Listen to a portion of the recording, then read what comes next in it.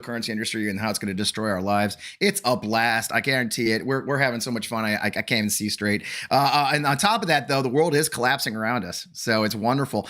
We have to keep a positive mental attitude about that. As you know, we try to do that here on Democracy Sunday, because what else can you do? It's Sunday. Having said that, there's a lot going on in the world. And we started off with, of course, tariffs. Right.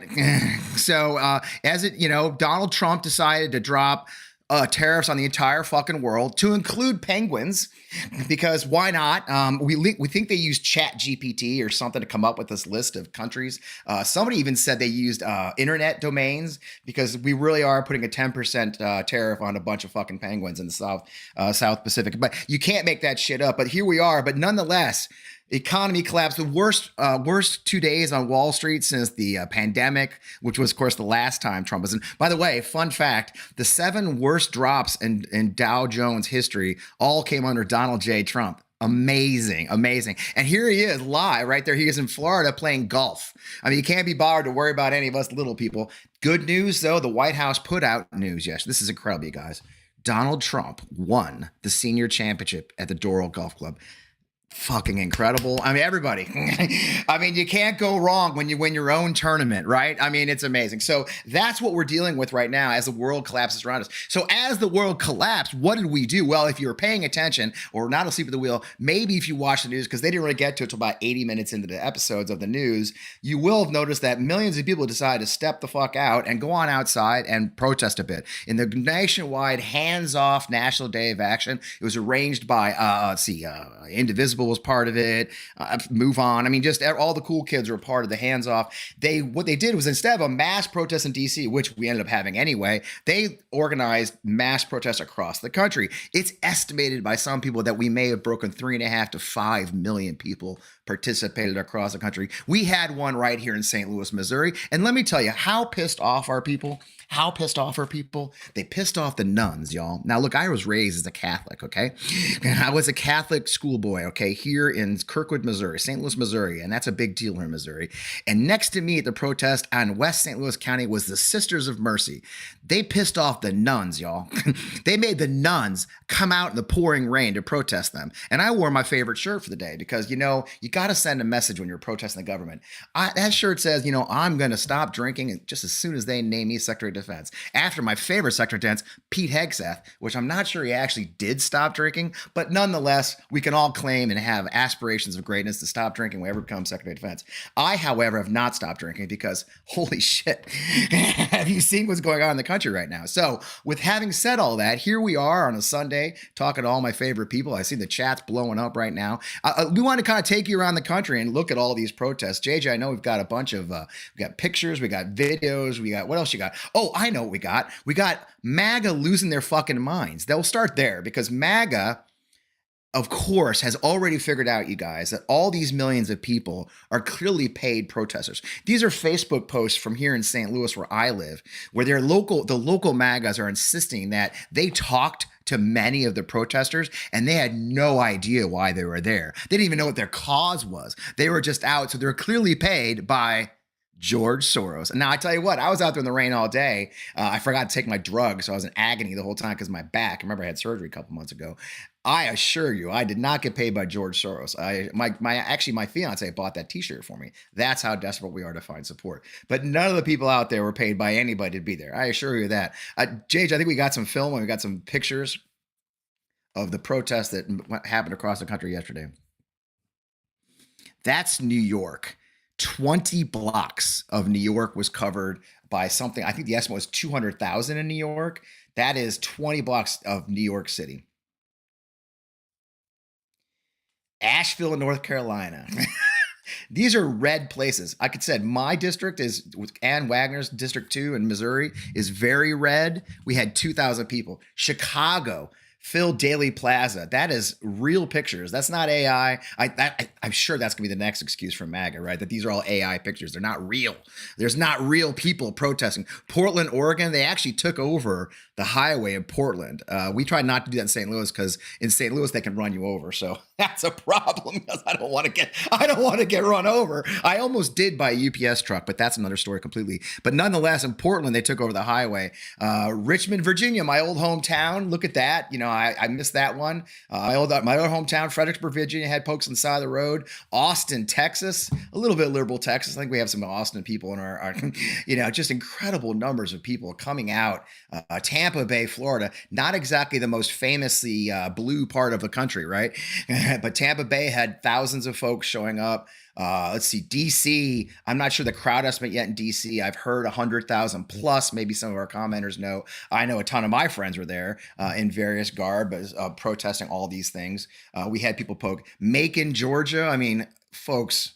Macon, Georgia. Okay. I mean, have you been to Macon, Georgia? I've been to Macon, Georgia. It's not red. San Diego. JJ's hometown. JJ's came out. JJ, did you go out? Did you go out, JJ?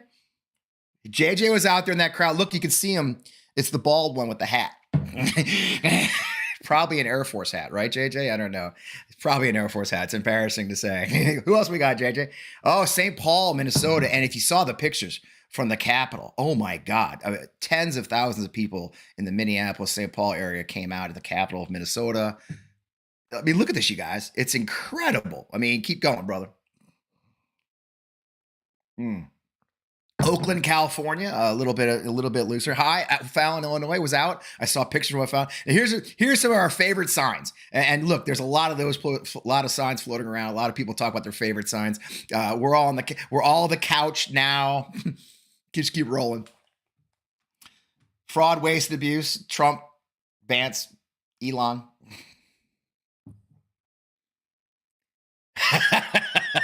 Yeah, even the introverts were there. Hey, I told you, the nuns were there, y'all. Holy shit. Come on now. I like that sign, Yvonne. Doge D's nuts. I don't know about you guys. I've been sitting here watching all these signs for like the last day. I just got an email before we got started from my friend Joe Peerless with his favorite ones. Oh, I can't even see that. Oh, that's the one. I know that one. Oh, that's brutal. My God. You know, JD likes Nickelback. Actually, I saw that one at our protest too, and I did honk because I've never drunk texted war plans. I've done other things, but not war plans. Yep. Destroying billionaires, destroying the country. Me and you and a Doge named Glue. These are great. I like it. They're eating the checks. They're eating the balances. I love the comments. Only you can. I've also. Yep. That's a more serious one, but that's true.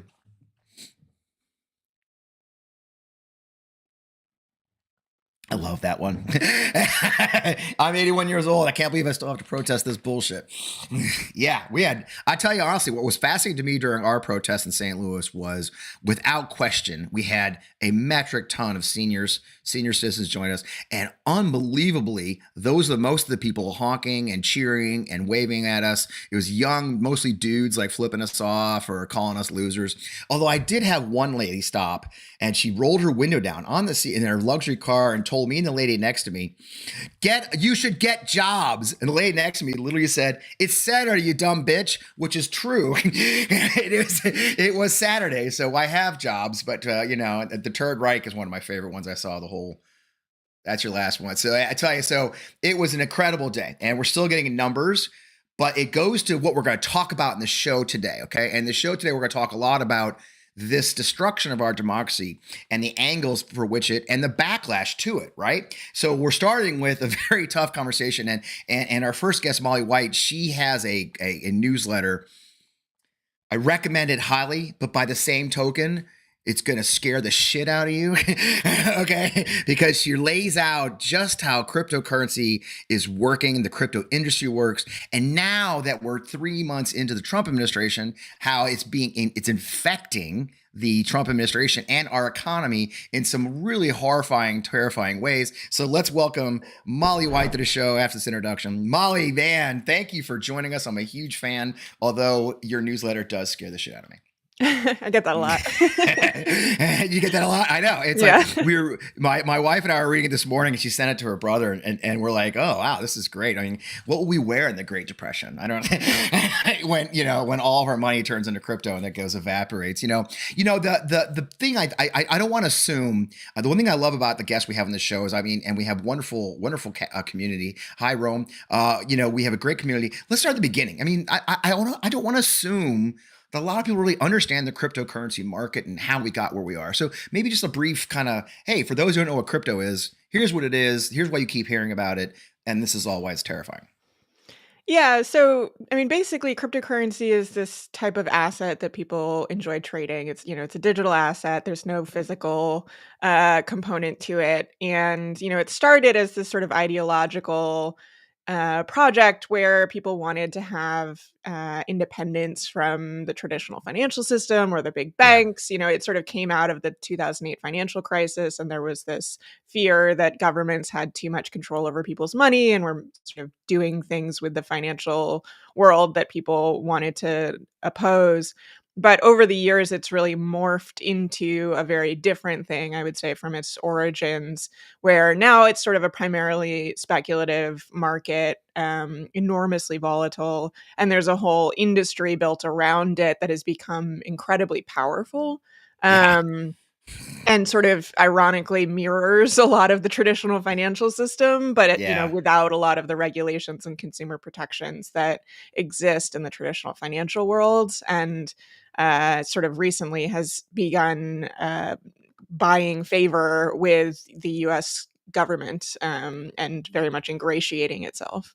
In a big way. I mean, and they spent huge amounts of money in the 2026 or 24 election, and they also spent. I saw this from your newsletter. They spent money on the special elections when people got nervous about Florida.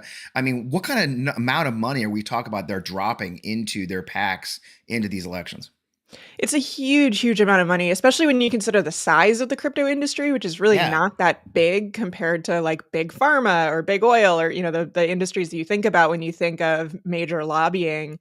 But the crypto industry raised over $200 million in the 2024 election Jesus. cycle. Yeah, I mean, it was one of the biggest spenders in that cycle, mostly on congressional races, and they were parachuting into, the Ohio Senate race, for example, with $40 million spent to back Bernie Moreno, and then various other races with tens of millions or multiple millions of dollars to try to influence the outcomes of various elections. And then, of course, they've been buying favor with Trump in major ways as well. Mostly after the election, but many of these companies were spending money to donate to his inauguration, several millions of Yeah. dollars from multiple cryptocurrency firms, and many of them have been meeting with Trump or have taken roles in the Trump administration, both official and less official. Yeah, and of course, the one thing I do, it seems like we blew right through the Trump meme coin that made him a bunch because it was right. It was right before the inauguration. They dropped his coin, and I've been telling a lot of people something I say a lot, and it's hard to have fun when you're talking about this topic, unfortunately. But one that I've been saying a lot is, Trump ran, I think, in a lot of ways, stay out of prison and get enough money for the rest of his life, and you know what I mean. And it almost feels like in one fell swoop with this stupid meme coin, he kind of took care of that, didn't he? I mean, they dropped. I mean, how much money do you think he made on the Trump coin? Well, it's hard to estimate because a lot of it's sort of paper money, Right. in terms of like how much he could realistically cash out. But I think it's fair to say that he's made, $100 million plus from the meme coin. And certainly, it's an ongoing project. And then, multiple other crypto projects as well. So the meme coin is really just one of the ways that he's gained exposure to the crypto industry. But it's very clear that when he signed up to give favors to the crypto industry, he also realized, hey, maybe I could get in on this, and Yeah. started exploring his own business interests in the crypto sector quite vigorously, as he is controlling the regulation of the sector, or, essentially removing the regulation of the sector. Well, yeah, and he was anti crypto before. I mean, Right. what in his first term wasn't he like he opposed crypto in his first term because he said it was fake, right? Yeah, he was very critical of crypto, saying it was a scam, that it was a threat to the US dollar. Yeah. It was just made up. Back in, I mean, 2021, he was saying things like that. But he did a complete 180 this time around and, got in bed with the crypto industry very eagerly. Yeah. In a big way, and they invested heavily. I guess the confluence for me of crypto bros, right? So what we call a lot of them, right? And our government now, the government dismantling, it's kind of being ignored and all that. I mean, we're so overwhelmed with Doge cuts and all these, now we got the tariff cuts. But what's really been striking to me, especially like reading your newsletter, is we do see this confluence of the crypto and how it's infecting into the government itself in a lot of ways. I mean, can you explain to people how they're trying to create what was it, a Bitcoin reserve for God's sake as part of the Federal Reserve? I mean, this is very, very dangerous territory, isn't it? Yeah, I mean, it's happening throughout the government, and there are, very powerful figures who are actually working in the government, pushing these types of projects. I mean, Andreessen Horowitz has, I think, four ex-employees or former employees who have governmental positions, and they are very pro crypto, heavily invested in the crypto sector. But yes, I mean, one of the projects that they've been working on is the idea of creating a Bitcoin strategic reserve, which is, a pile of Bitcoin controlled by the government that would, act almost like the gold reserves or something like that. They've also talked about stockpiling other cryptocurrency assets, often naming cryptocurrencies that are coincidentally issued by a lot of the major donors to the Trump or to the political efforts right now.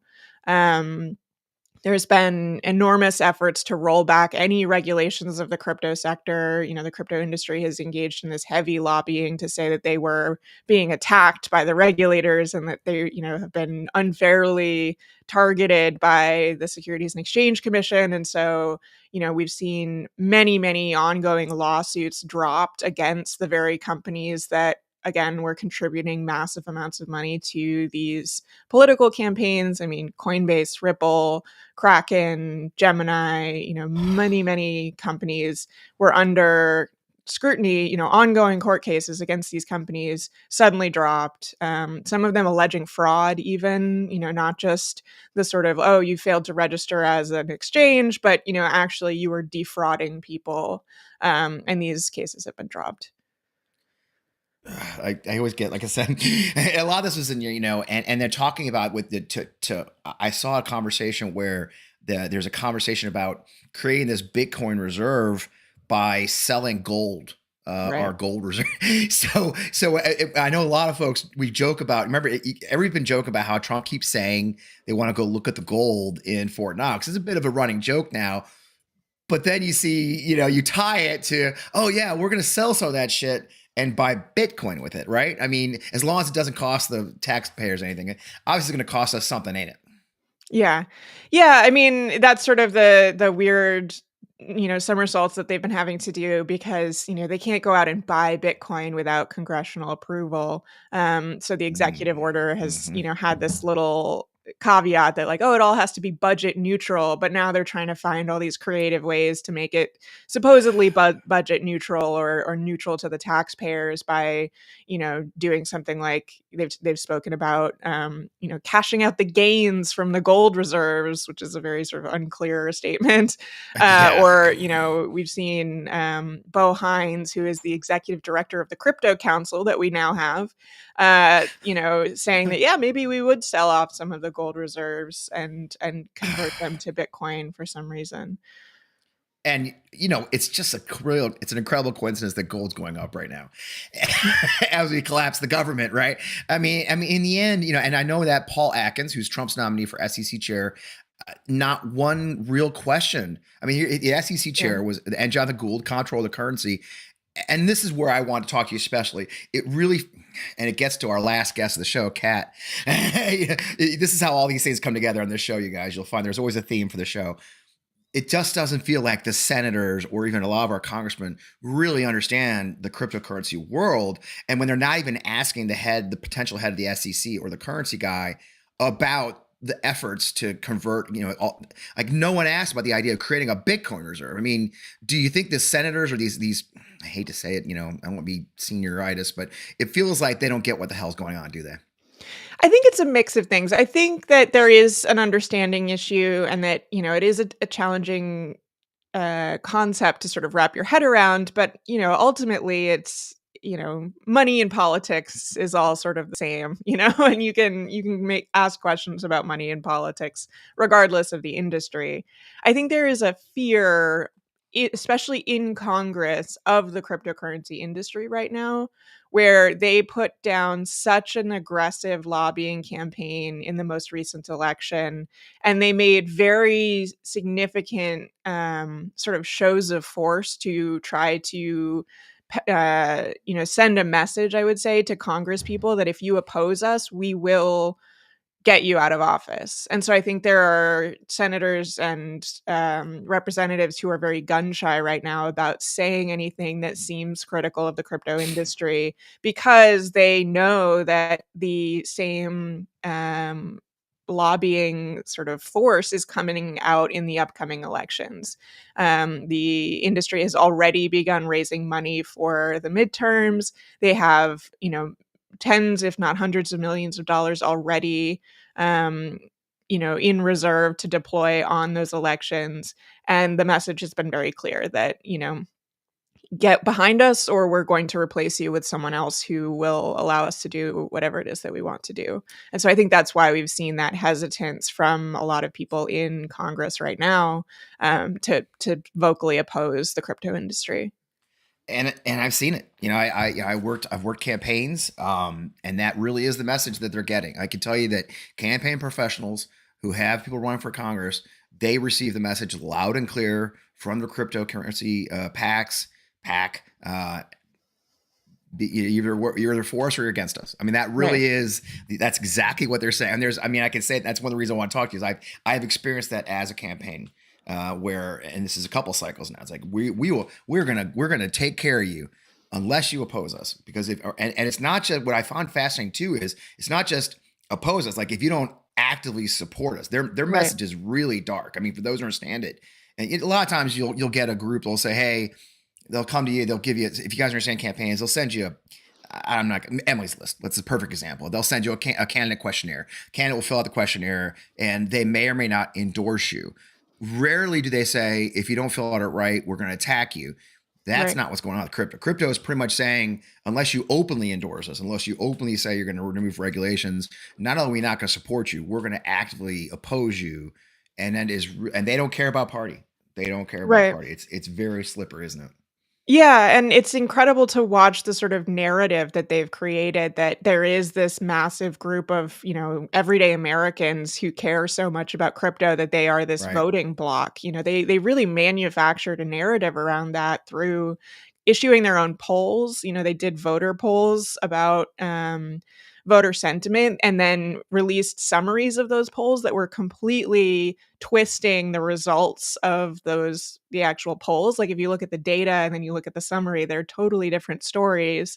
But they manufactured this narrative that there are, many, many American voters out there who are willing to vote for you if you support the crypto industry, even potentially crossing party lines or overlooking other disagreements on issues.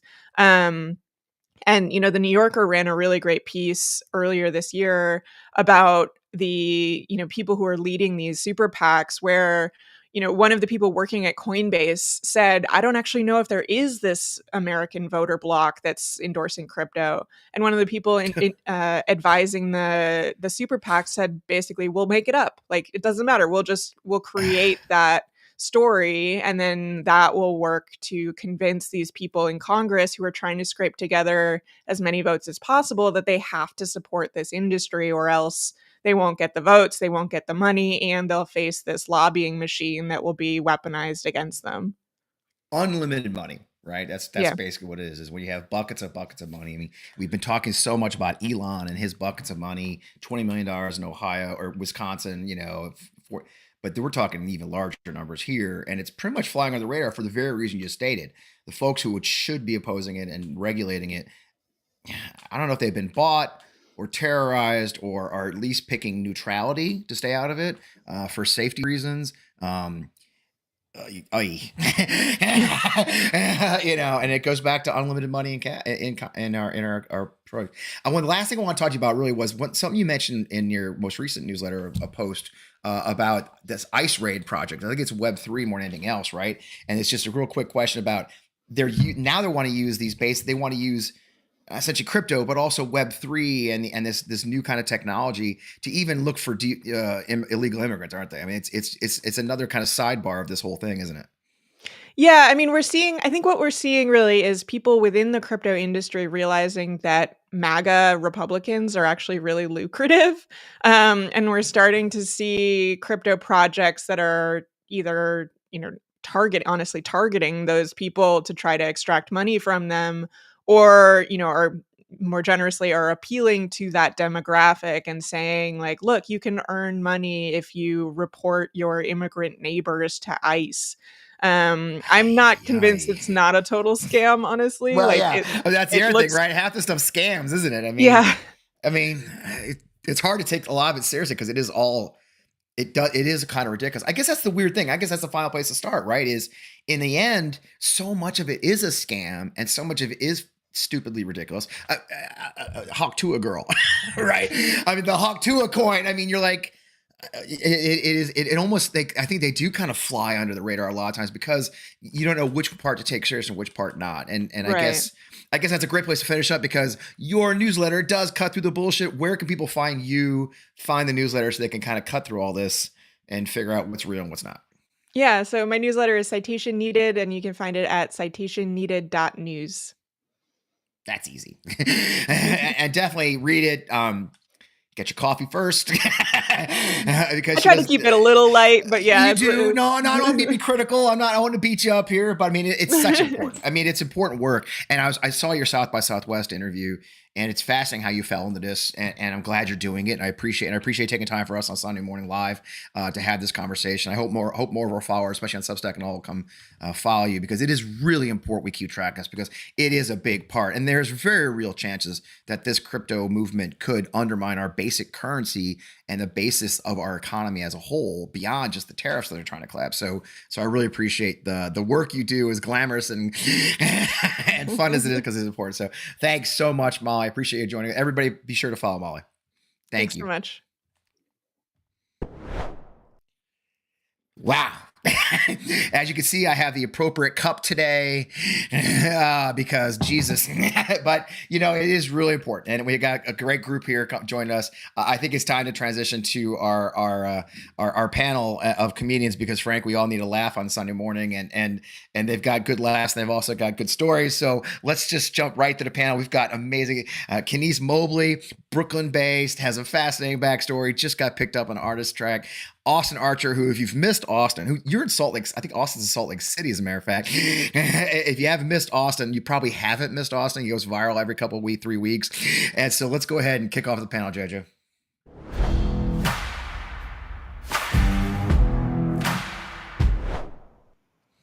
Welcome. Good to see you guys. That was fun, huh? Did you enjoy that? I'm just worried about you talking about how funny we're going to be. This is the earliest I've been awake on a Sunday in years. Exactly. I'm a professional content creator. I don't get up in the morning, especially on weekends. So I know. I am up this early, but everything that person. You guys are talking about is depressing as hell. So I'm just trying to be funny about it. Welcome to my world. You're in Salt Lake. What time is it there? I'm in Los Angeles. I actually live in Los Angeles. Okay. I live in Los Angeles. I'm from Salt Lake. I live in Los Angeles. Yeah. I'm sorry about that. It's hella early. I saw your Utah shirts. Oh yeah, I'm a Utah boy for sure. Yeah. So you really are upright. You'll laugh. And I tell the story every week because about a month and a half ago, when we first kicked off the show, I had Chris Titus, and it was going to be Titus and his wife, Rachel Bradley, both comedians. It was good. This is going to be great. Our first married couple, comedian couple, and they're in LA. And so we are getting ready for the show. And I'm as I told you guys in the pre-show, it's generally a rule that we're not ready, and we're just scrambling around. JJ's cursing me because I keep changing the slides and the films. And anyway, so I haven't heard from Titus. He hasn't accepted the invitation. He said he'd do it. Haven't accepted the invitation, hasn't checked in. I'm like, fuck. So fine, I call. I said, Titus, fuck, where the fuck are you, dude? It was like 10 minutes to 8. LA time. He goes, fuck, oh yeah, we're doing your show. Shit, okay, let me get up. I'm like, dude. And so I go on with the show. 10:30 arrives my time to get up. Titus comes in and he comes to the pre-show and I'm like, did you make it? He goes, yeah, hey man, look, I tried to wake Rachel up and she's like, what kind of fucking asshole has a show at 8 a.m. on a Sunday? He's like, Fred Wellman, you know him. She's like, oh, fuck that guy. And so we had a panel of one because Rachel's like, no, I'm not getting out of bed for that asshole. So thank you for joining us, Austin, at 8 a.m. on a Sunday, And Kenice, you've got a rare and not great honor. You were my second guest who had a stroke young. So, and in that, I like that your weird. eyes just went wide. Yeah. So you didn't know. Yeah. In Utah, which is why I have a fatwa against Utah, the state. So you're from there, and it's a bad place. I don't like it. Oh, no, that's harsh, man. Outside of even if you hadn't had a stroke in Utah, I would say you could say that about my home state, and I would agree with you. Yeah, they had 10,000 people though. I think at the Capitol yesterday, so that's kind of cool. Yeah, it looked great. It was huge. Yeah, I was duped. I mean, in October of 2024, I was in Utah for about a couple weeks babysitting my nieces and nephews, and everywhere I went, it was Harris Walls. It was Harris Walls everywhere, and it was Salt Lake City. Salt Lake's very blue, but the surrounding suburbs too. Everything was Harris Walls. I couldn't find a Trump sign, and I was like, "Is Utah gonna flip?" And I just forgot about that. Salt Lake and the surrounding suburbs are a relatively small amount of the total population of the state. And no, it did not flip. I was almost tricked. Yeah. It happened to a lot of us, I think. A lot of us, and also you saw earlier, we opened with the tariffs. And I think your latest piece you just did was about Olympic mental gymnastics. The mental gymnastics I've seen on the tariffs are you're going to have a hard time keeping up based on the bit you did about mental gymnastics. The way people suddenly are all into tariffs, like these fuckers don't even know what a tariff was 2 weeks ago, Well, that's the big question right now, right? Is some people are going, no, they're doing this intentionally. This is all part of the plan. Is he's intentionally crashing the economy so that I think, look, Natalie Wynn, who's one of my favorite video essayists on YouTube, just came out with a whole video essay about conspiracy and why people are prone to conspiracy theories. And I really like her conclusion, which is basically the reason why we go to conspiracy theories is because even if it's about something that we hate, something that's terrible, it gives us the feeling that someone's in control, that there's a plan, someone's got a plan. So even if it's the Trump administration is crashing the economy on purpose so that they can get American companies to bend the knee to the Trump administration and further the authoritarian fascistic cause of the second Trump administration. But that at least gives people the illusion that there's some kind of logic behind the mayhem, that there's some kind of method to the madness. And I'm like, no, guys, he's just stupid. Did you see the math that they did on it? They were that they wheeled out this chart of look at this equation that we put together. And it would literally look like they said to somebody, just make the equation look fancy. And all the equation is take our trade deficit with that country, take the percentage of what the trade deficit is, divide it by 2, and that's what we will charge them in a tariff. And that's all the equation is. But they were like, X by pi over, and I'm like, I'm like, what are you? Yeah, what are you talking about? Yeah, it's all so fucking stupid. It boggles the mind, It's so embarrassing. I have friends who live in other countries, and I have to explain this shit and be like, no, I didn't support it, but yeah, sorry, we're fucking you. We didn't mean to. Our bad. Sorry. Yeah, I got family in Canada. They're like, "What the fuck, dude?" I'm like, "I don't know." Okay. Hey, you got No. room? You got a spare room? No I've reason. reached out to all of my exes from other Yeah. countries to like, hey, like, what's your relationship status now? Like, do you like need a wife or something? Like, just checking in. You and your wife open? What's going on? So that I can come and like live in another country. You Because want a this girl is who can't bad. feel her entire left side? I Yeah, have no right feeling. side, right side. But yeah, Right side. woohoo. I mean, we joke a lot on the show here about, mental health. We talk about mental health. I'm very open about my mental health. If people have been longtime followers and fans, I'm a veteran. I got PTSD or spicy memories, and and you got to do. You've been talking about a lot about the struggles you had finding a proper mental health professional, and you had to go through some work to find the right person, didn't you? You're talking to me because I was like, Yeah, I'm talking to you, Kenise. I'm talking to you, Kenise. Yeah, I know. Everyone's going through it right now. All of my Are friends. you? Are you? Yes, and I saw several therapists. It took a long time for me to find one that I like. Right now, I'm seeing someone on some off-brand website that I think is funded by the government because I've never paid this woman. So I actually don't know if like it's totally legal and if they're like using this information against me, but it's free, so I use it and it's helping. But I saw a guy who didn't understand what racism was, and so that was like Okay. thing. A guy who was really attractive, which is bad for therapy. Yeah. It's Yes. horrible. Like I'm trying. Like imagine like a hot lady being like, "Yes, now tell me about like the darkness within," and you're not going to be honest about that. You're not going to tell them about No. your sick thoughts No. that like No. make you ashamed. Like you're not going to tell them that. So that's bad for therapy. Yeah. I guess I Yeah. should say I don't think if you're a certain level of attractiveness, you shouldn't be allowed to be a therapist. I mean, listen, I've That's been fair. I've been with the same therapist for 3 years, and the first thought I had when the first time we met was like, she's hot, and I was like, but this was when we first started seeing her. It was in my last relationship. We saw her as a couples therapist, and I thought this is even worse because I can't have a couples therapist that I think is hot. But then that relationship ended, and she's like, we can keep seeing each other if you want. And what was really funny is I used to have a series that I did called My Therapist and Me. And it was before I ever met this woman.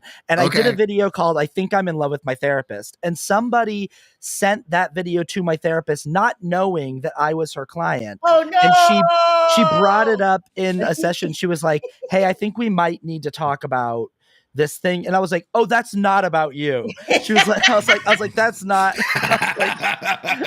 But then we had to have a whole conversation about like, whatever it's called, the transference, erotic transference. Oh, Yeah. okay. Just take over. My therapist is Italian, like native Italian, and she actually looks like my mom. So that's a whole nother layer. And I Are you love her. getting to She's the bottom of amazing. some stuff, though? And she also she's great. She's great. And she treats me. She kind of the reason we hired her, because my fiance, I came back, I had a little PTSD reboot because I thought I was healed, but apparently that's not a thing. And and she's like, "Here, call this woman." And we got on the phone, and I said, "No, I was positive. I don't understand what's going on because I got over my PTSD." She's like, "Oh, baby, that's not how it works." No. I'm like, "Oh, but no, yeah, you're an idiot." Like, "Oh, okay, that's fair." I get that a lot. Yeah, but the funny story with my therapist, and God, I hope she's not watching, is I go in one day. She goes, "I know I'm not supposed to talk about my personal life." She is very professional. I mean, unbelievably professional. But she goes, "I just had the funnest experience." I said, "What?" She goes, "Well, it's 2024, and I'm dating, and I'm on the apps, and I met this guy in the other state nearby, and it was going pretty well. So we were texting, and my test for these guys is, like, what podcast do you listen to? Because if it's Joe Rogan, I'm out, right?" And she goes, "Oh," "that's a great question. Look, I really like this guy, Fred Wellman. He's on the Midas Touch Network. And I think you dig him." She's like, "Oh, interesting." Write this like, down. God damn it, I can't bring say it that. up Like, in the session. That's super fucking awkward. But anyway, but anyway, so that's a part of life that we have to deal with, and it is what we do. So it's great. Now, Austin, one of my favorite things to do with guests who are both comedians and actors and writers and producers and drummers and all the things you freaking do is go to their IMDb page and go deep. Now, you were just with Kevin Costner in a movie, which is amazing, Horizons, but I just really want to talk about my favorite show, Mindhunter, and the incredible role you played on Mindhunter. Yeah, I want to hear about this. He was on Mindhunter. Kenise, tell us about your role in Mindhunter. Well, it's funny because notoriously David Fincher, everyone has David Fincher stories about doing 90 takes of something, or these different actors that would be like, I'll never work with this guy ever again because he made me do one scene for 2 days straight that I felt like I was going insane by the end of it. For me as a day player on the show, it was like the best situation ever because I'm in a minute long scene, maybe 45 seconds, and it took us 5 days to shoot it. So they had to pay. And I was like, hey, if you want to waste 5 days of Netflix's money I was like, I will happily be here taking 5 days to shoot this thing. Exactly. And on a thing that could have been done in a half a day. And, on any other show would have taken 4 hours. And I love how you're credited. You're credited on IMDb. How? Pinto Driver. Which is great. Pinto Driver. Pinto Driver. Fincher didn't even give you a name. I mean, what a dick. Yeah, my joke was that he's like Adam Driver's brother. His name's Pinto. Yeah, Pinto Driver. Pinto Driver. Yeah, I caught that. Pinto Driver. Do we have a picture? I don't know. JJ has the picture, but I don't know if you could bring it up or not. We have the there scene. It is. There you go. There you go. Yeah. There's Austin's that's the detective who's like hardened and stuff. Yes. I It's watched a great the first show. season, but then I got depressed and I couldn't watch the second season. Exactly. It's it's one of the best TV shows I've ever been on, and it was one of those shows where like I was watching it and I forgot that I was on it because I was enjoying watching it so much. And then the 4th episode happened and they get in a car accident and I go, "Oh, geez, this is me!" And I was like, I forgot. Shit. I was like, "Oh, I'm about to get out of the car," and then I forgot that because I just was enjoying watching the show. It's weird. They did a documentary about the Lincoln Project. You guys know I was in the Lincoln Project, and during the campaign in 2020, they had a documentary crew follow us around. Like we had a crew everywhere we went. They had a crew following us around, and it was really cool. It was a great experience, and you'd know the people in charge of it. It was great. So and I kind of became like a major character, right? So like ask me about my tattoo every time a camera, whatever it was. And I was so excited. And then of course after the election, they sort of like tube themselves, right? And I tried that. So they rewrote the whole documentary. But we're watching it on it was on Showtime, I think. And me and my fiance are watching it, and it's the same kind of thing. It's like all of a sudden I'm like walking up to like Rick Wilson's townhouse, and the only thing I could think of was like, who's that fat ass? I mean, Jesus. And then my name comes up. Be like, nicer to yourself. And 10 pounds. Like, sister, it was not a good time for me. Why are you so mean to yourself? Why'd they do a full body shot? Just Jesus Christ. I was up to the mountains. I know that feeling, Fred. I've several times I've watched myself and been like, "Oh, geez, damn it, my God." It's like I'm getting there. I'm walking. I got back surgery. I'm walking. I got back surgery for 2 good reasons: 1, to get in shape and lose weight, and 2, to be in better shape if I had to run across the Canadian border. Back right time, which is a great place. See how that's a callback, and I'm not even a professional. So let's, JJ, we should do panel picks, which our guests weren't warned about this time. So we're gonna see how this goes. So let's do it. All right, the way this works, y'all, since I didn't explain it to you, neither of you read your email invite. Sorry. Because nobody reads the email invite. You did? Okay, well, I'll give you credit for that. Nobody reads the email.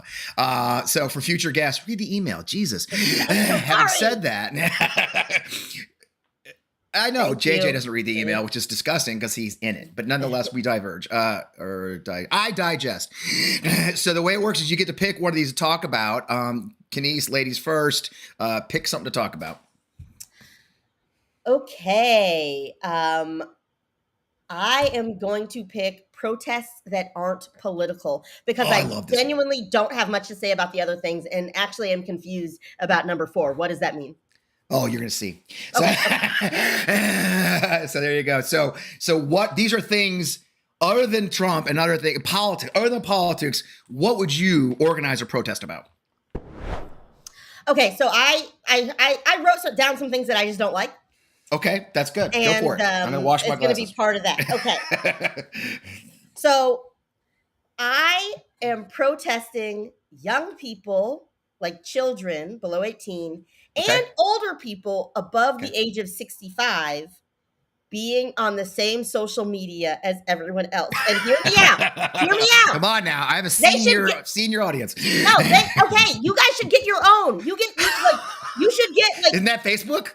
well, maybe, but like without the political stuff. Like you've worked hard your whole life, and then you've got to think about an algorithm to make you more appealing to who? To what? No, you should get your own thing that's chill, that's just like recipes and taking care of your lawn and like video, just like something fucking chill. You guys should get that. And children, they're seeing way too much. I don't want to have to explain. I'm gonna have to explain to my 4-year-old nephew what like ass to ass is. I don't want to have to do it. And it's ridiculous. You guys should have your own thing, and I will stand with a sign saying you get to do something else. You don't have to be in the muck with us. You don't. That's true. That's a very good point. And I've watched your clips and I agree, because trying to explain them, especially your last one you just did about the men who want to date you and their appendages. Yeah, like I don't want to like that. Sister, I don't want to explain that to my in-laws, no matter my kids. Yeah. You don't have to be here with us. We're in the muck, okay? And that is until right. I'm 65, but I want to be free after that. So I agree. I'm gonna encourage people to go to Kenise's Instagram and look up her bit about her dating. I'm not gonna show it on the show. All right. But Austin, what would you stage a protest about? Oh my God, this is where the early call time is gonna catch up with me, because I'm like I'm Okay. sitting there racking my brain, and I'm like I have nothing funny to say. You I live would in say, LA. You well, live okay, in LA. I mean, Come on. about my industry, I would say, and this I don't know that this is funny, but I just would say if your movie costs more than $30 million to make, it's got to come out in theaters. Like we got to go back and we got to, and it's got to be in the theater. We got to be in there like before you can watch it at home. There's got to be at least 6 months so that people That's are fair. like, okay, well now I have to, because I don't understand how you make a movie for $320 million like The Electric State. Netflix just made this movie, and you just drop it on a streamer.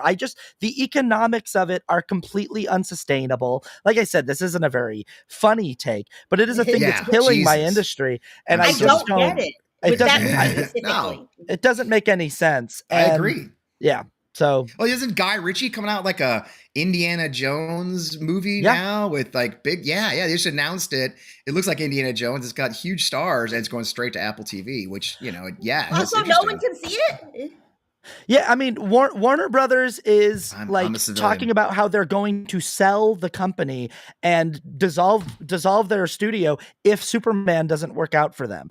And so, and it's kind of this thing where like the old studios are sort of dying, and the new studios are the streamers. So Apple Plus, Amazon, Netflix, these and at least Apple and Amazon have a revenue stream outside of the media they create. So it makes sense where the money's coming from.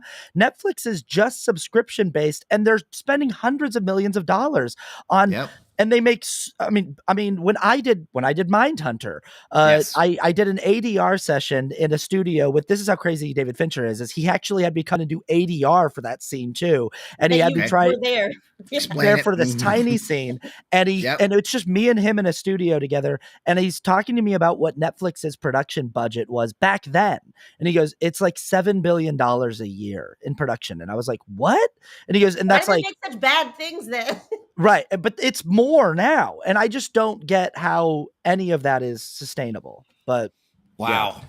Well, that's amazing. And you're right. And it does undermine a lot of things. Understands a lot of business. It's just a shifting market that's just so crazy, and it makes no sense. We went and saw that ridiculous unicorn movie last week. That. Oh my God, it was great. It was cheesy as shit and funny and a little bit slightly predictable, but fuck, I loved it. I thought Paul Rudd was hilarious. I mean, it was a great movie, I think studios like A24 and studios like Neon that will make original content, original movies and with like first time writer directors and take a chance on it. I think we need more of that, but that's a movie. The way I described that movie was it's a Disney Channel original movie if it had the F word and blood and guts in it. It was a lot. There was a lot of blood and guts in that one. Wait, what are you talking about? Mindhunter? No, Death of a Unicorn. The Death of a Unicorn. I loved it. I think it really showcased actors who I didn't think were funny, like Will Poulter, the son with like a face that is a little scary to me sometimes. Is that fair to say? Sure. Yes, Sure. that's fair. His Yeah, face yeah. is a little, it's like there's It the is. angularity of it is a bit intense. He's a great looking Yes. kid. But he got to be really funny in Death of a Unicorn. And I was He was like, I was so hilarious. happy to see. I've seen 3 movies that are in that like $30 million range that I think were really good this year. Companion, Novocaine, and Death of a Unicorn. That I was like, I'm really happy that these mid-sized movies are coming back. Yeah. Well, and it's they're weird making that money. the $30 million movies will do a theatrical release and make money and make their money back, and the $200 and $300 million movies will just drop on a streamer somewhere where it's like, if you don't have a subscription, you're never going to see this movie, and it's just like I don't. Yeah. Yeah. Yeah. It's really I don't amazing. get it. Okay. All right, bring back Yeah. the list, JJ. All right, Denise wants one she knows. Neither of you watched White Lotus, did you? So I just found out. You guys, I know there's something about incest or something. Right? Oh boy, is there ever? Yeah. Yes. Yeah. The finale's tonight. It's 90 minutes long. 90 Ah. minutes. That's still a movie. Oh yeah. Mhm. Back to the topic we just talked about. Yes. It's funny. Back to that, as a matter of fact, I was thinking about Andor, and I am obsessed. Andor. It's not just good Star Wars. It's one of good. my favorite TV shows I've It's ever just seen. A great Okay. TV Yeah. show. Yeah. I mean, It's it's coming just back for season 2, right? it is April 22nd. Not that I'm counting down or anything, but I am, because it's amazing. And I I don't know if you think guys- that I think you know. most of the Star Wars shows that Disney Plus has made, by the way, are bad. And I think Andor's one of the best TV shows I've ever seen.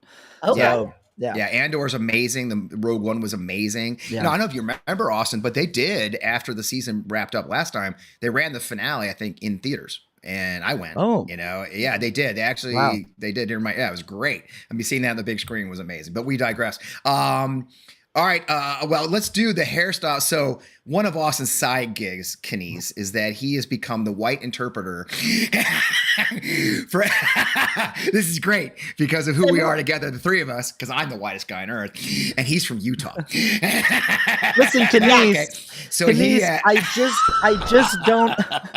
just don't. The reason why this started is I don't want other Black creators to like have to do the continued labor of having to continue to explain cultural appropriation to white people. Okay. Like, just- to white okay. This is so there's I don't know if you've seen like this girl that went viral with the box braids, the white girl who's like her whole shtick is that she should be allowed to have box braids, and then there's a lot. It just seems like this is one of those topics that white people just like refuse to understand. They It's just really won't. bizarre. Like it's They not just that won't. difficult. It's No, really not. And it's so I bad. I made a video about it, but my audience like had a really hard time with it. And so then I was like, I don't want, and I started off in February and I was like, especially in Black History Month, I don't want Black creators to have to continue explain to white explaining this. people. Yeah. Yeah. And so Yeah. I somehow made like this whole series on it. And I was like, I guess I'll just be the white person whisperer here. Nice.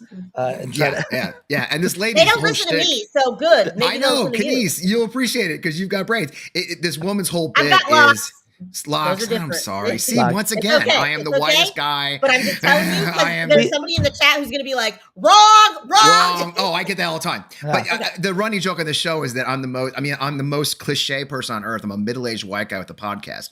So really, you couldn't They have are much making more. movies about that. And there's like a 59-year-old guy with a comic podcast. Like, oh, let's have a podcast. Yeah. My son busted my balls so hard when I launched On Democracy, like, because I mocked it for years. Like every white guy starts a podcast. He goes, I can't. I'm so disappointed in you. But I digress. But this lady's bit is that Vikings are the ones who invented braids. No, they didn't. Yes. Shut the fuck up. Shut the fuck. Literally shut the fuck up. You don't know what you're talking about. I know. Like, it's Yes. not our fault that you're dumb. Okay, I'm not going to say it's like even fully your fault because like the education system has failed you, but the fact Yes. that you lack context as to like when different cultures existed and exactly how long ago the things in Africa were happening, I'm sorry that you're dumb, and I'm sure that's very difficult, and that you're going to have a long road ahead of you of like learning basic facts or like Yes. dates and being able to compare one date to another date. That's going to be like super hard for you to understand, but that's like not the case. And Yeah. also, bitch, are you a Viking? That's an Can you- excellent Are you question. raping Austin, and is she a pillaging Viking? in the Scandinavian continent, like on the peninsula of Scandinavia? Are you doing that? Kenise, I even had somebody in my comments say, a white person in my comments said, Black people didn't even invent braids. They started in Egypt. And I was like, do you know where the fuck Egypt Where the fuck is Egypt? And your complete conception of Egypt is like based on fucking the Elizabeth Taylor movie where she's Cleopatra. Shut the fuck up. You don't know what you're talking about, and it's offensive that I have to listen. Okay, sorry. Also, and you didn't think that one would work. Go ahead. Also, like the thing is, like it doesn't. It's not even about like who invented it. It's not about that. It's about societal power dynamics and how like the interplay of like if one group is getting punished for having hair that grows naturally a certain way, and another group's like, ooh, wouldn't it be fun for me to like. Wouldn't that seem edgy and cool if I did that? Right. And the group that is literally part of the oppressor class, part of the like is going, but we don't get punished for it. And I had people saying, but wouldn't it help normalize it if more white people exactly that whole thing. Yeah. And it's like you've already been doing it. You've already been appropriating it for decades and it hasn't helped the issue. You tried having asses and now you're getting your asses removed because you're trying to look like other people. And it's ridiculous. Stop it. Like, I'm not going to say this phrase often, but it's okay to just be white. Can you just be white? Can you just like be white? It's okay. Just that thing that you do naturally. What if you like kept doing that? And I don't mean oppressing others. I just mean like having hair that grows. No, the good parts, right? Yeah, the good parts. Keep doing that. It's fine. Like people love white hair. People love it. I got salt and pepper, girl. Look at me. No, salt and pepper. I know. That was like it works. The thing. Yeah, it is. It's a thing. We want to make a man seem smarter, okay? Because men sometimes you don't. Which is hard for me because I'm not actually smart at all. That's why I got the glasses. They're fake. Like, no, I'm kidding. Okay, if there's a guy who you're like, he doesn't seem very smart. Let's make him seem smarter. You throw on some glasses. You give him salt and pepper on the sides, and suddenly we, as a culture, believe them. So I say, go for that, white people. Do it. I'm here, babe. And with that, I appreciate you so much, guys. The most important part of every panel show is where can everybody find you? Kenise, where do they find you? Okay, so you can find me at Kenise Mobley. That's at KENICEMOBLEY on Instagram because it's the least worst option because I felt bad using X and TikTok bent to Trump. And then I feel the Blue Sky is maybe owned by the Israeli military. So I don't know. So I'm still on IG. I don't think so, but okay, sure. Sorry. Why not? It works, yeah. But I'm glad you're still on IG. It's Meta, so you're still fun. I know. I know they're bad, but like maybe this is the least bad. I don't know. I'm sorry. We'll ask our next guest, Kat, to weigh in on this and what she should outlaw when she becomes a congressman. All right, Austin, where do they find you? They can follow me on social media at yourpal_Austin right there on the screen. Yep. I just followed you, Kenise. I'm excited about the follow. This is great. Instagram, TikTok, YouTube. I have a podcast and do long form content on YouTube. And then I do short form on Instagram and TikTok, and I yap on Threads as well. If you want to follow me over there. He's everywhere, man. He's a force of freaking nature. He's got music out there. I mean, it's just well, Austin. I appreciate you taking time. Literally, you're the classic guest, Austin. Where literally, my fiance was driving and sent me one of your reels, as we do, as a modern marriage does. She sends me reels, and then she'll say that should be a guest, and so here you are. That's how it works, Kenise. That's how we find people. This should be a guest, and then poor Anne Marie the Booker goes out and finds you guys. So we are very fortunate to have you. Thank you so much for joining me. I hope you had a good time. God knows I had a good time. And good luck to you guys out there. And Kenise, congratulations on your recovery and doing well. You got a big year ahead of you. Wonderful. So I'll be dragging your asses back here again, especially at the crack of dawn, Austin. All righty. Bye now. See you guys later.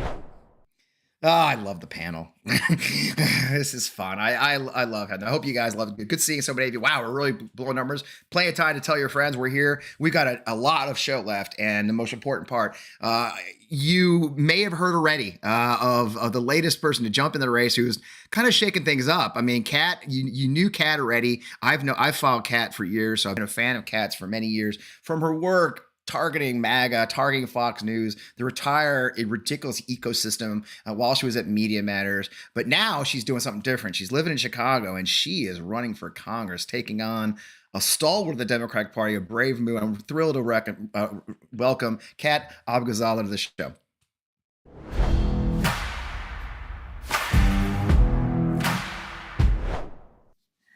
Hey, Kat. Wow, welcome. Hey, thanks for having me. I felt very important when it just said the guest.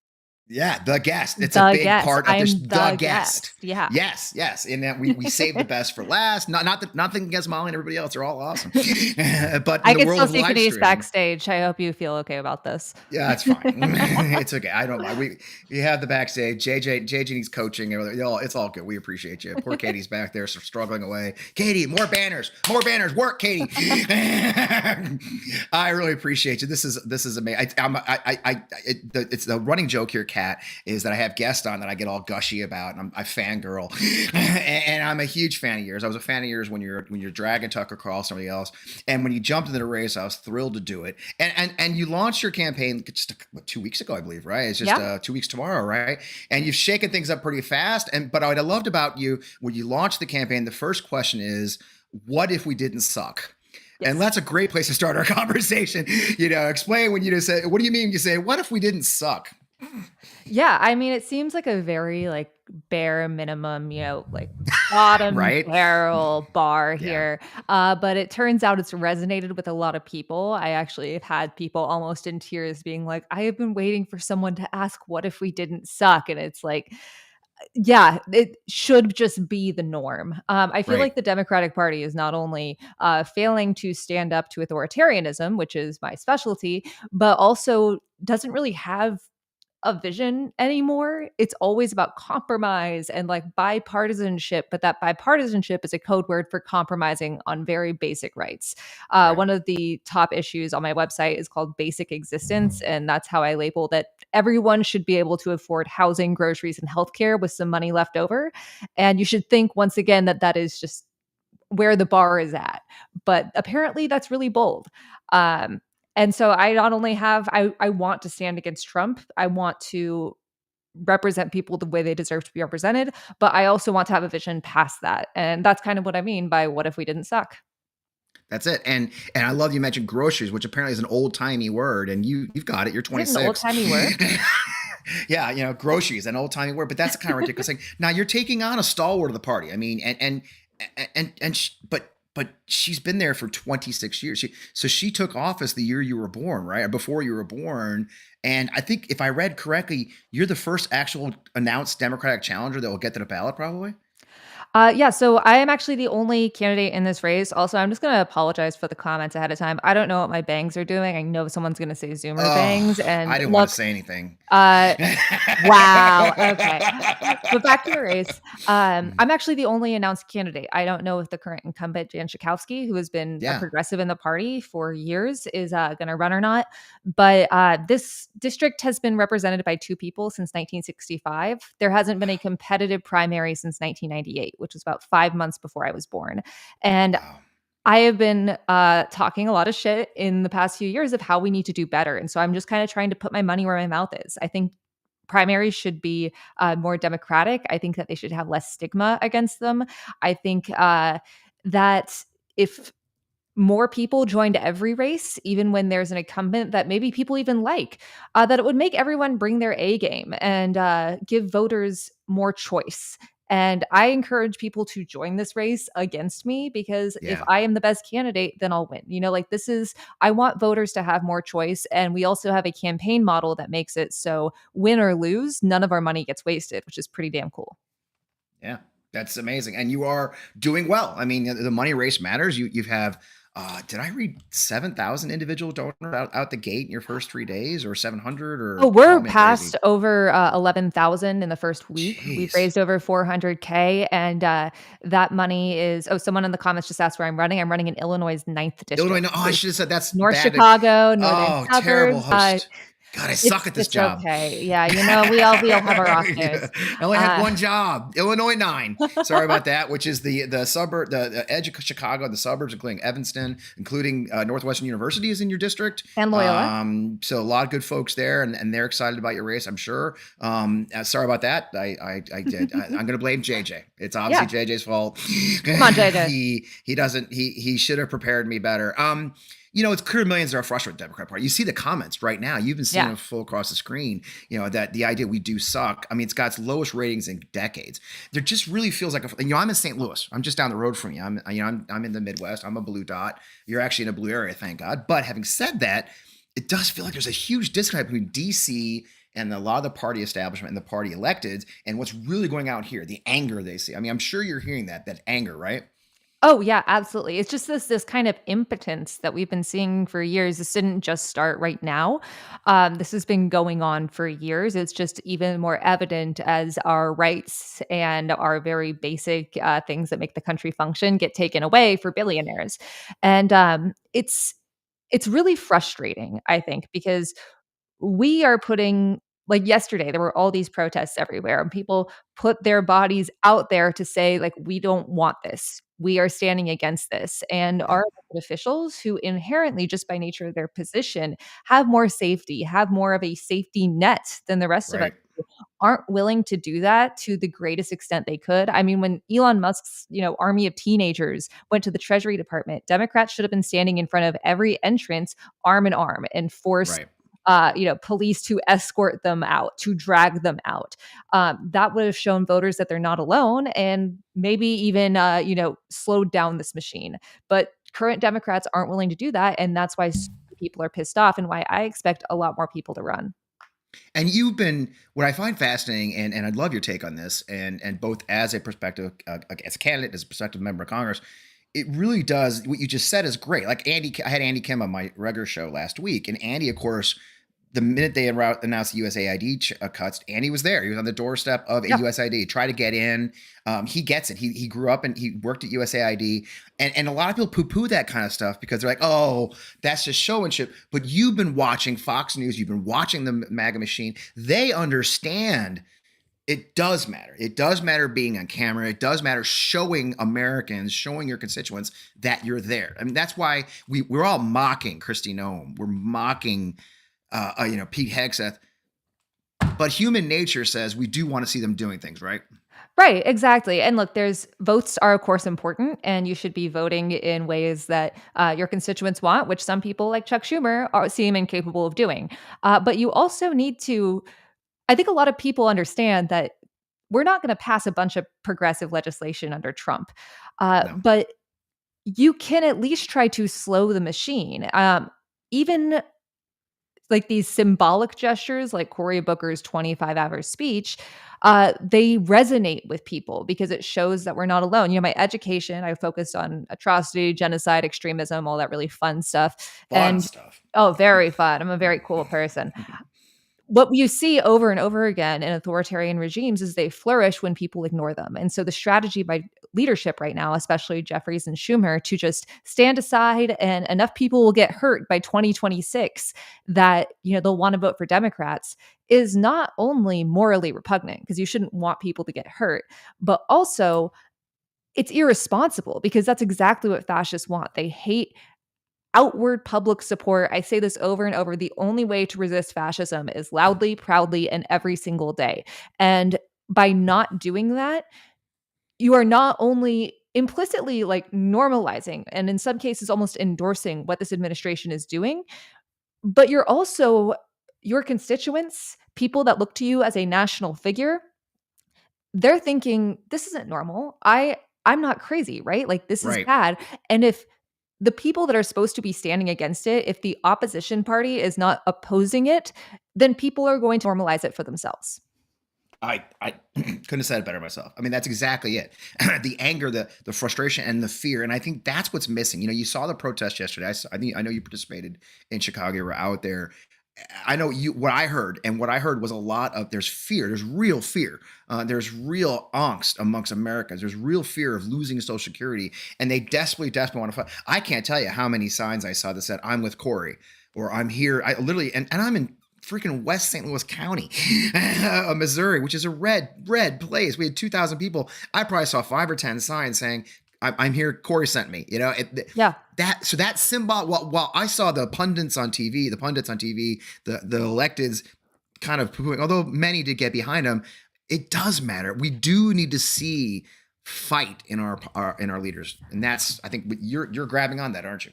Right. And like we need to see more than just a 25-hour speech. Like if Cory Booker just Right. does this to raise money and then nothing else, then yeah, it kind of sucks. But if the response to this has encouraged more Democrats to do more, Yeah. then that's great. I think that one thing that we are trying to do, because it's so easy to feel helpless. I mean, that's part of the reason I ran, because I was like, I'm sick of feeling helpless. I want to do something. Yeah. Is I think that the way we do campaigns and we do politics is all wrong. I am like my whole campaign is focused on mutual aid and direct action. I don't want this to just be a vanity project, ads, shit like that. We are trying to spend our money directly on the community. We already raised we collected over 5,600 period products for people who Wow. can't afford them as the entry fee to our first event, because we want them to be accessible to everyone, no matter their income. It's not like $500 a plate, but we're buying a bunch of beach cleanup equipment because we're going to do office hours out there.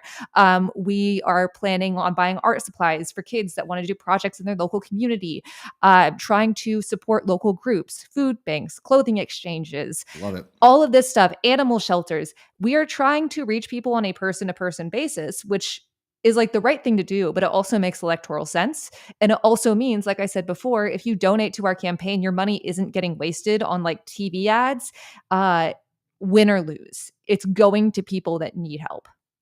I love that. And it's funny how you can tell I'm a campaign hack myself. I work on campaigns, and I did see you saying you're not going to send annoying, stupid text messages and emails. And it sounds funny, but the frustration many of us feel with the Democratic Party does come from the messaging we're receiving. There is a disconnect between the email campaigns and the texting campaigns and with the actual. And this is a consultant class issue, which I know you're Sam's younger than you. Your campaign manager is young. It is. I mean, I've rage quit every single one of the DNC's email list because I've got them writing me about, Fred, sign this petition. They're going to try and cut PBS funding. The same week they announced the I was like, are you fucking high? Like, what are you talking about? Yes, that's important. But Jesus Christ, folks, me losing PBS doesn't compare to my in-laws losing their fucking Social Security. Right. And that disconnect, I mean, so it sounds like a small thing when you say in your campaign as one of your hardcore things you're going to, especially when you have 11,000 small donors, we're not going to pummel you with things that don't make sense or they're going to actually have messages in them, aren't they? Right. And so like when you donate to our campaign, you will get a text that's a picture of my cat Heater to thank you for your donation. But there's there's also a link if you want to receive fewer texts or none at all. And we try to make them like very clear, very easy to do in any correspondence we send out, because some people do want to know what's happening in the campaign. But we're also talking about like the genuine difference that we make in the community. We don't just want to be like, send us $5 or, my house will explode, because that's just it's so grifty. Exactly. It's so grifty. It's so gross. I just did a video. I'm trying to make this as transparent as possible for other people who want to run. I just did a video about why you get emails and texts on like the 31st of March that's saying, we need to hit this midnight deadline. And it's this bullshit inside baseball FEC deadline thing that campaigns and consultants care a lot about. So if you're thinking about running for office, follow my platform, follow me on YouTube, TikTok, follow our campaign. I want to help you do that. And we are trying to set up a Zoom call with the hundreds of people who have emailed us saying they want to run for office as well. But it's just like, stop listening to James Carville. He hasn't won a race since 92. Right. It's like, let's just roll over. I mean, I lost my mind. And one of my frustrations in the world, and I am, like I said, I've been a campaign consultant for 2 cycles now, and a PAC guy. So I'm all those evil things, but like I'm an old school one. I tell my guys, be real, be conversational. You go to places like this. Look, we just cruised through 3,000 live. That's not giant, but you know that this is an audience that will support you. And by the way, give her money. Okay. Give her money, sign up. You're here. Don't $10 will make a big difference because she's running a grassroots campaign. And so do that. And that's key too. It's not about, there was great discussions about, how she should have done Joe Rogan and she didn't. My frustration was that they didn't put Tim Walz on every fucking podcast, because Tim Walz is like me. He's a middle-aged white guy from the Midwest who happens to be a veteran. There's not a topic you can't throw at me I probably don't know something about, because when you're our age, you've talked football, you've talked baseball, and so you seem to get it, that it's about going it's not just all the big shows, but going everywhere and hearing your voice, right? Right. Like I've said we want to make this the most accessible campaign in history. I will meet any constituent anywhere in the district to talk about almost anything. And I'll go on pretty much any show platform as long as it's not actively hurting people. Because I think that not only is there this messaging disconnect and this unwillingness to engage with voters, but there's also this feeling that we just need to appeal to these voters for a primary, Right. or we need to talk to these people and screw those other ones. They don't vote. And it's like, maybe if we gave them something to vote for, that would be different. How about we try to actually reach people and also help them without necessarily making it an exchange? Yep. I think that's so true. I mean, look at the comments. I'm looking at the comments on Substack, and it's funny how that lit up when we talked about the fundraising messages and the approaches like that. The consulting class, Substack lit up. This and lit like, up. Look, it's not always that consultants or like PACs are bad. There are lots of very small PACs. They're like climate PACs, social justice PACs, and with consultants, we like Rania Patrice is someone that's been super helpful with this campaign. She runs the Wind Company, and they don't take a cent until they actually make something for you. They have a model that is like predicated on providing something that is worthwhile, and the payment they get is in direct relation to how it pays off and how it reaches people. And that is fine. I'm cool with someone providing a service because that's what you should be doing. It's these people that care more about their paycheck than actually winning and somehow keep getting hired and charging ridiculous sums of money to give you the same advice that lost Hillary in 2016.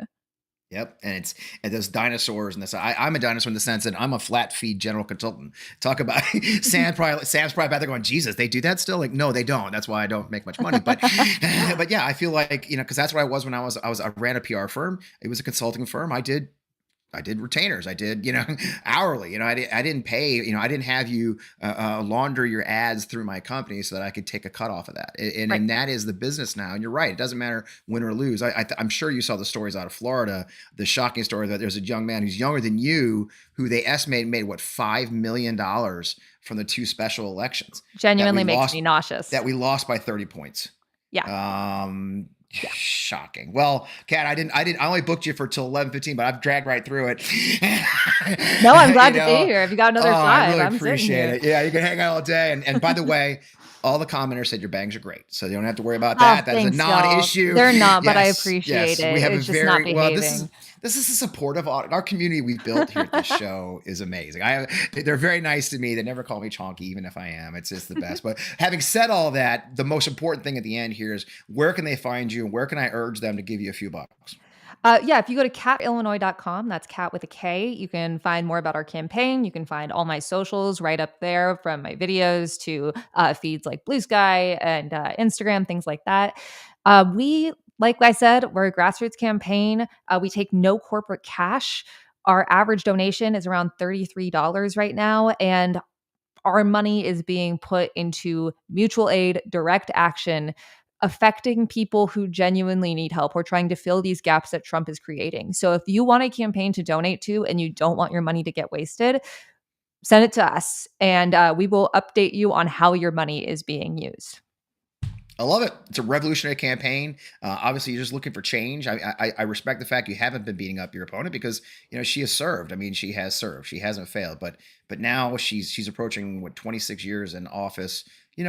Time for change. And I appreciate you stepping up. And the last thing I'll say, as a guy who's been a campaign consultant, thank you for stepping up. It is a very hard thing to do. I don't think people say that enough to candidates. If you've ever worked with a candidate, you guys, I try to explain to my audience like the inside parts of things, and the inside part of things, it sucks. Okay, my body is like still adjusting to the schedule of being on a campaign trail.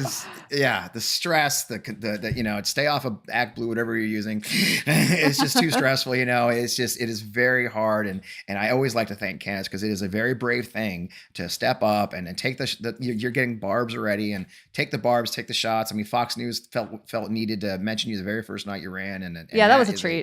Well, Genuinely, the thing is, I'm used to it.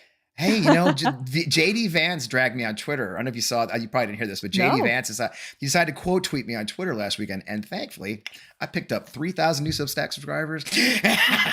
You know, They just like, can't help themselves. Kat, they don't get it. Can't Yeah. help themselves. You're just boosting us. I mean, the entire reason the Lincoln Project exists to this day is because Donald Trump got mad and called them the Loser Project. And they raised $2 million in one weekend. I mean, it's just, they can't help themselves. Let's So with fucking that, go. I'll let you go. Thank you so much, Kat. Thanks, everyone. I'm going to bug you again. I'm going to get you on a Can't camera wait. again during this campaign. And maybe I'll make my way up to Chicago and walk around with you one day. Hell yes. See you at an event sometime. Bye, everyone. Sounds great. Thank you so much. What a great conversation. I love it. I love the people. I love the people that are saying, I love people who are stepping up for us. It's just amazing. Hey, I didn't want to do it on cam with Kat, but when I was prepping for the show, I was reading, Washington Post did a really great article about Kat starting off. And, and my favorite part of the story was this quote from a guy named Eric Zorn. And Eric's a Democrat and former columnist for the Chicago Tribune who's been writing about Chicago politics for nearly 40 years. It's something he says, and I'm not, you're going to love this. He says, he isn't sure there's much local appetite for Abu Ghazel's message. Added that even if Schakowsky were to step aside, he suspects that local Democrats would get behind a more established candidate with better local bona fides and greater experience in government. And I just laughed. What, and excuse my language, what horse shit, okay? And this is exactly the problem with our party, okay? This is exactly the problem that frustrates so many of us who work in Democrat politics. The belief that there's a line, that there's people who put in the work and they deserve it. And I get that. You run for office, you serve on city council, you serve county commissioner, you think it's your turn, but that's not how it works, folks, okay? The only thing that matters is someone who can energize the base, energize the voters, raise the money to run a campaign, and win. So I am positive that 95% of voters in any party have no freaking idea who their party chair is in their state, their county, their district, their whatever, whatever. They don't care. Okay. So when people like a guy who's been talking about politics in Chicago for 40 years says, oh, I don't think there's an appetite, I assure you, they don't know what the fuck they're talking about. Okay. So I love young candidates. Look, I don't know what her chances are. We'll see polls. It'll poo-poo her campaign. But you know, what was that other lady? There's this lady in New York. Oh my God, what was her name? Anyways, I think she has initials. And they all told her it wasn't her turn. That the guy she was taking on had people who've been lined up for years because he'd been in office for a couple of decades. It was her turn to run that part of New York. And that young lady who was a bartender, she's now one of the largest voices in the Democratic Party. So I'm not real big when I hear from party stalwarts that it's just not time for young people to run, or it's just they didn't wait their turn. You know what? Bullshit, okay? It's about meeting the people where they are, speaking their language, and understanding what people in your district need. And that's why I was excited to have Kat, thrilled and honored that 2 weeks into her campaign, she agreed to come on our show and talk to you guys. It's just really exciting. Now, we're almost at time because I went long with everybody, with absolutely everybody. I know it's AOC. You all know it's AOC. I was talking about AOC. Having said all that, I'm sure Kat does not want to be compared to AOC all the time. That's why I didn't do it. At least she's not in the green room anymore, so I can say it. But yeah, I mean, they did say the same thing about AOC, and look at that. We do need voices, and the generation that we're trying to represent needs to hear their voice very clearly, and it's not happening right now. I'm sorry. I'm sure that Ms. Schakowsky is a wonderful person. She is 80 years old. 80. She's one, and this is the number that's going to bend your brains, you guys. Ms. Schakowsky, as much as she served the party for 26 years, and I respect that to all end, she is one of 20 members of Congress who are 80 years or older. 20 members of Congress who are over 80 years old. Folks, that ain't the way it's supposed to work. Okay? So, congratulations to Kat for getting in that race. It's very incredible to see so many. And let me tell you, folks, she's the first of many. There's going to be a lot of people jumping into races. I can't tell you. My phone is blowing up with people reaching out to me because they know me from Midas Touch, saying, hey, if you guys don't know, I ran a series during the last cycle called In the Hot Seat with Democratic candidates for Congress and Senate. Did really well. I will be bringing that back, which is the first of many new announcements. Announcement one is In the Hot Seat will be coming back. I'll be interviewing, it's 15-minute interviews with Democratic candidates across the country. We did very well. My God, my interview with one candidate had over 800,000 views. So it's really a fun video series to see. I'll be starting that back up shortly. But the most important announcement, we're so excited, guys. When you come back for On Demoxy Sunday next week. You're going to miss it because it's going to be called something else, which we're not ready to announce yet, but we are. Should we announce, JJ? Should I wait? No, JJ says no. We'll wait. Oh, there it is. TLTC will be the new acronym. We are starting next week. I'm so excited. It's going to be a complete rebrand of the show because you know what? We're having fun and it's a fun Sunday, now kind of a variety show. If you saw last week, we had a half an hour conversation with Glenn Burtnick of Styx. Today we had wonderful comics making us laugh. I just think it's time to have a title and a brand that kind of reflects the very cool people that are coming onto the show for you guys, the growing community we're building. I hope you'll tell your friends. But next week, keep an eye for it. We'll be announcing on all of our social media channels. If you're not following us now, I'd love you to join our Substack. It's fpwellman.substack.com. It's where I put a lot of my content now, both writing and all of our videos are now being broadcast right here on Substack. We got 400 people on Substack, which is a really good number for Substack Live. So thank you so much, everybody, for joining us.